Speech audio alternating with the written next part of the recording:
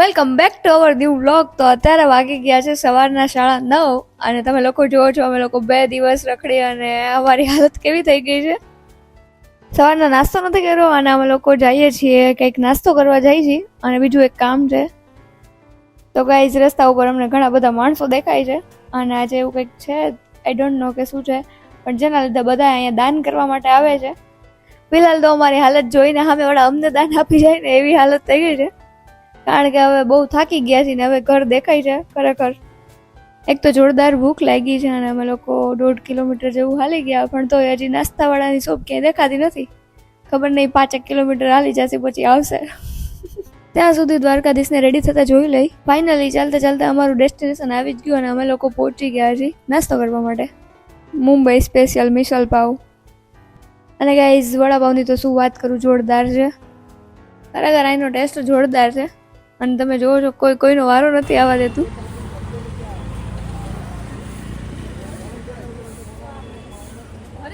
Generally મને મિસલ પાવને એવું ભાવતું નથી, પણ આનો ટેસ્ટ જોરદાર હતો એટલે મજા આવી ગઈ.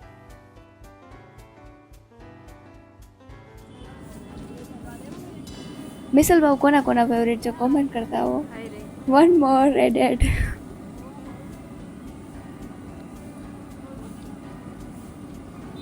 નાસ્તો કરી અને અમે લોકો જતા હતા ત્યારે હલવો ખરીદવા માટે. ફાઇનલી બહુ બધી રસ્તા ભટકા અને મેપમાં ગોઈતા પછી અમે લોકો પહોંચી ગયા છીએ મુંબઈ સ્પેશિયલ મોહનલાલ મીઠાઈવાલાને ત્યાં.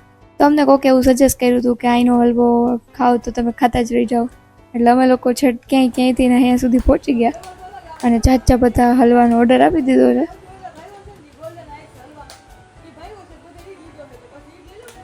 આજે પેકિંગ ચાલે છે ને આપણા જલવાનું પેકિંગ ચાલે છે. અને ગાઈઝ એક પછી એક ઓર્ડર આવતા જ રહ્યા અને અમે લોકોએ 10-15 કિલો જેવો ઓર્ડર આપ્યો અને ફાઇનલી અમારો હલવો રેડી થઈ ગયો છે અને અડધી ગર્લ્સ તો નીકળી પણ ગઈ છે હલવો લઈને. હલવો લઈને અમે લોકો પાછા પહોંચી ગયા હતા અમારી હોટલે. ઓલમોસ્ટ 11 જેવું થયું છે, સ્ટીલ બી અહીં એટલી જ ગળદી છે.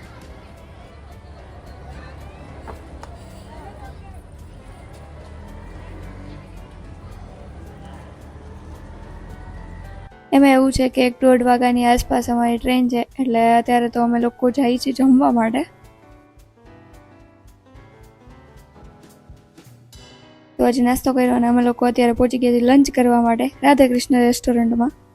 અને ઓલમોસ્ટ 11:30-12 જેવું થઈ ગયું છે અને અત્યારે ગર્લગેંગને જોરદાર ભૂખ લાગી ગઈ છે. તો બધા જોવો છો તમે પોતપોતાની રીતે ગોઠવાઈ ગયા છે. અને અમારા આજના ચીફ ગેસ્ટ એવા નીતિનભાઈ પણ અહીંયા પહોંચી ગયા છે અને એમના ફ્રેન્ડ પણ આવ્યા છે.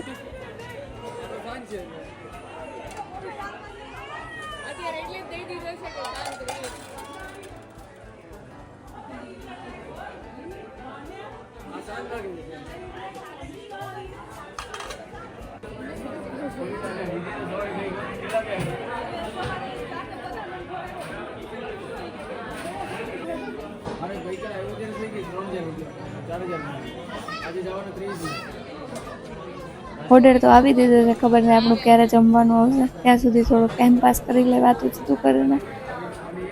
મસ્ત એવા આપણને ફેવરેટ રાધાકૃષ્ણ દેખાઈ ગયા છે. फाइनली हमारा खाना आ गया, हाजिर है पंजाबी શાક और रोटी ઈટીસી ઈટીસી. હજી નાસ્તો કર્યો એને 1 કલાક નથી થઈ, આ લોકોને કેવી ભૂખ લાગી ગઈ છે.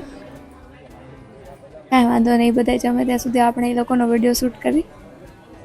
એમાં એવું છે ને કે આપણને ભૂખ નથી લાગી એટલે આપણે તો છાસથી જ કામ ચલાવશું.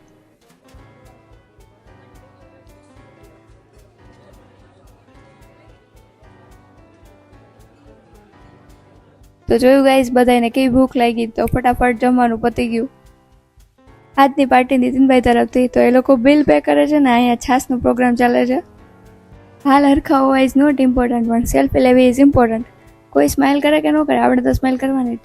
જમવામાં મજા આવી, પણ એમાં એવું હતું ને કે આપણે તો હજી નાસ્તો કર્યો હતો એટલે કંઈ ભૂખ નહોતી લાગી.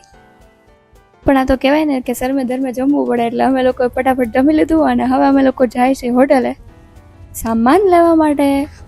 અમે લોકો જતા હોય અને ટ્રાફિક ન હોય એવું બને જ નહીં, અને એમાં આ તો મુંબઈ છે એટલે ટ્રાફિક તો રહેવાનું જ.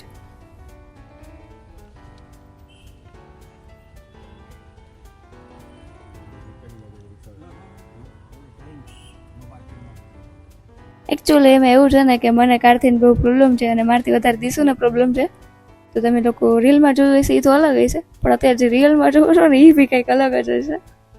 તો ગાઈઝ આને રિયાલિટી કહેવાય. I hate car.